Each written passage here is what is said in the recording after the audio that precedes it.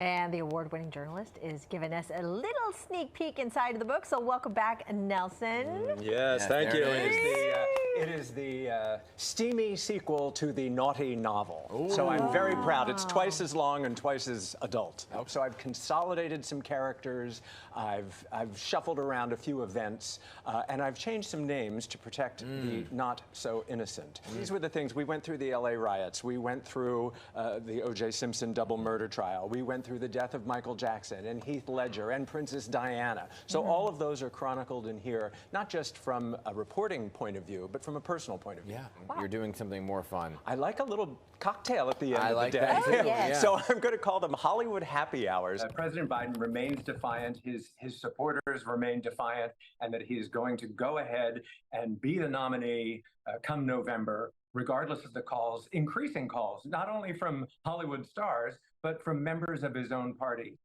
to step down, give it over to a younger generation or his vice president, Kamala Harris. So it remains to be seen. But for today anyway, and it does seem to change day by day, he will remain the nominee. We sat here talking last week at this time. It seemed impossible to believe that Biden would still be in the top job or even the nominee come November. We would never have believed that Trump would survive an assassination attempt. So it just goes to show you how much can change day by day, minute by minute. It's part Greek tragedy and part soap opera, guys. He was playing to his base. This was sort of vintage Donald Trump.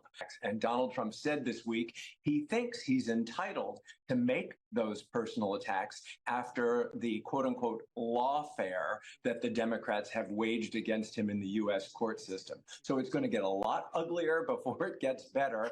In terms of Biden, is it possible for him to actually accomplish anything in the remaining months of his presidency, or is he just a lame duck?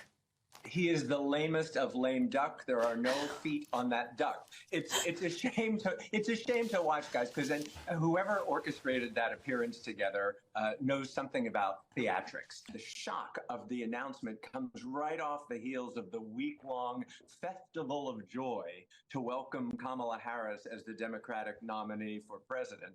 So that was all instantly eclipsed the moment that Robert F. Kennedy decided to announce in a press conference that he was suspending his campaign and throwing his support behind former President Trump.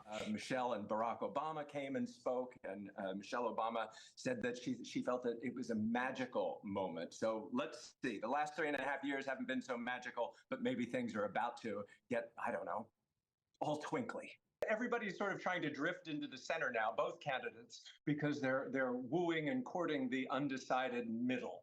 She is certainly not the candidate of change, although we did enjoy the Democratic National Convention. That was full of glitz, it was full of excitement, it was full of fire, unlike that interview. And when she talks about change, you have to remember not only has she been the vice president for 3.5, nearly 4 years, but before that, she was a senator from California. She was a district attorney. She was the attorney general. She has over 2 decades of government experience. So it isn't change, although in many ways, the world is getting to know her for the first time. Now, my mother used to raise us telling us, you can't get in trouble with your mouth shut. And that advice seems to be what Kamala Harris is following with her strategy of silence. She's given one interview, no press conferences, and we're just waiting anxiously for the debate to hear more about what she has to say about anything. Nelson, Aspen, thank you so much for joining us. I look forward to chatting with you again next week. Nelson, just before we let you go, if people do want to get a hand on your book, where can we find it? You can find it on Amazon, and if it's not at your bookstore, you must demand it. Dancing Between the Raindrops, the Hollywood Years. All right, Nelson, good to see you. Thank you very much. Sounds like a cracking story, doesn't it? It does, doesn't it? Diana to teach you raving. Wow, what a story. Man full of stories, that one.